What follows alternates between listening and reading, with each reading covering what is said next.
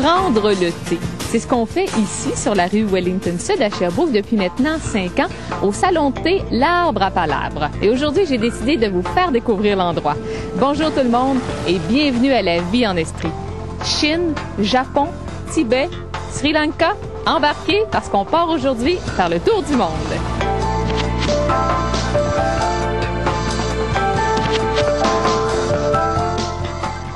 Allô Éoli.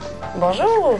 Verser le thé, c'est tout à fait approprié parce que c'est beaucoup un signe d'accueil dans plusieurs pays. Tout à fait. Dans beaucoup de traditions, c'est une façon d'accueillir les gens, d'en souhaiter la bienvenue. Donc, santé. Et on fait le santé. Est-ce qu'on un chin-chin? Pas de chin-chin, par exemple. On fait juste santé. Ah, excellent. Ça, c'est un thé à quoi?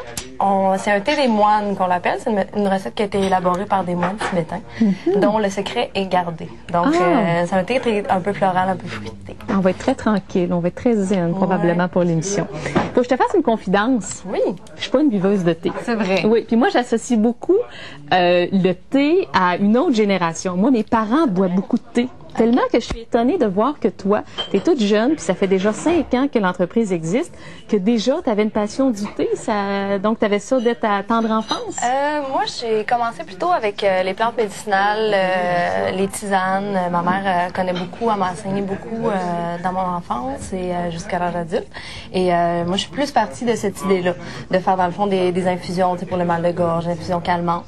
Puis le thé, c'est très bien inséré dans cette optique-là. Et le fait de boire le thé, en fait, c'est la deuxième boisson la plus bu au monde après l'eau. Les pays asiatiques ils ont une grosse tradition par rapport à ça, la Chine, Japon. Donc avant le café. Oui, tout à fait. Tout à fait. Dans la plupart des pays du monde, c'est très courant. Là, c'est comme je vous disais, un signe d'accueil. On offre toujours le thé en signe de bienvenue. Ici, on parle plus de café, étant donné que la colonisation s'est faite plus en Amérique latine. Donc, c'était plus des producteurs de café. Donc, c'est le café qui a pris la place du thé en Occident. Mais nous, on s'est dit justement, il y en a pas de salon de thé ici à Sherbrooke. Il y en a à Montréal. C'est de plus en plus en vogue.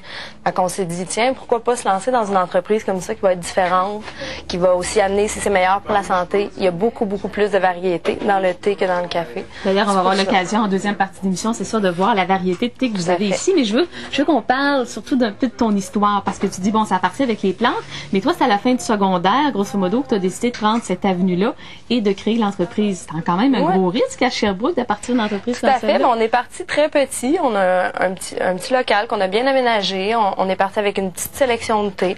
On n'était pas des grands connaisseurs non plus au début. Puis au fil du temps, on a vraiment amélioré notre sélection, même que maintenant on est rendu la référence en thé à Sherbrooke. Donc on est parti petit, puis ça fait son chemin, puis ça a très bien évolué. On a une belle clientèle. Et vous êtes rendu une coopérative maintenant. Pourquoi avoir décidé de prendre la voie de la coop? En fait, on a toujours été une coopérative de travailleurs. En fait, c'est juste le mode de gestion qui est un peu différent, qui est plus ouvert et plus démocratique, en fait, parce que tous les membres qui travaillent se retrouvent à être propriétaires et à pouvoir prendre place dans la gestion de l'entreprise. Donc, ça fait une équipe très, très dynamique qui tient à cœur, en fait.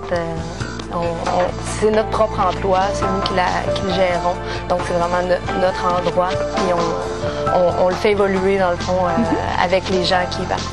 Parlant d'endroits qui évoluent, il faut remarquer qu'au centre de la pièce, il y a un arbre. Tout à fait. C'est pas pour rien. Parce que le salon de thé s'appelle l'Arbre à Palabre, qui vient aussi d'une tradition africaine, qui fait en sorte, dans le fond, que chaque village a son arbre à palabre. C'est souvent le plus grand arbre du village et les gens s'y réunissent pour être à l'ombre.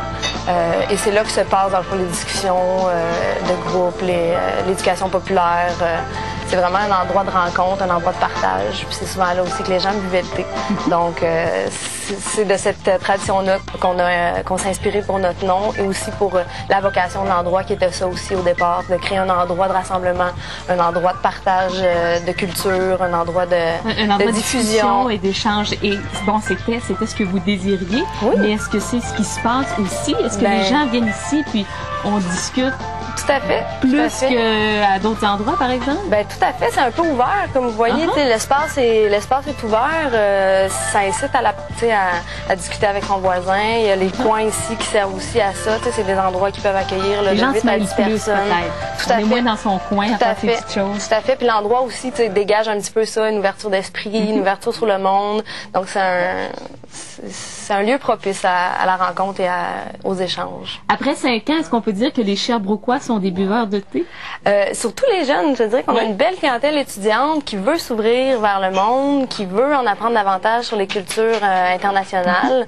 Donc nous, c'est ça qu'on offre aussi, là, c'est d'aller découvrir des nouvelles choses, de s'intéresser à des nouvelles traditions, puis de les mettre en valeur, puis de avoir des beaux services à thé de différents pays, puis vraiment aller. C'est comme une découverte. Tu viens ici, tu viens pas juste comme prendre un café, là. Tu viens vraiment pour partager l'ambiance, pour découvrir, pour discuter. C'est un petit peu ça l'idée. Finalement, tu es en train de me dire que je suis pas du tout de ma génération. Faut que je me mette au thé. Il faut que je savoure ton thé tibétain qui d'ailleurs est très bon. Après la pause, on va découvrir différents thés avec un des associés de la coop qui s'appelle Daniel. Alors restez là après la pause. On va vous montrer que même si vous êtes des néophytes en venant ici, vous pouvez en apprendre beaucoup. Restez là.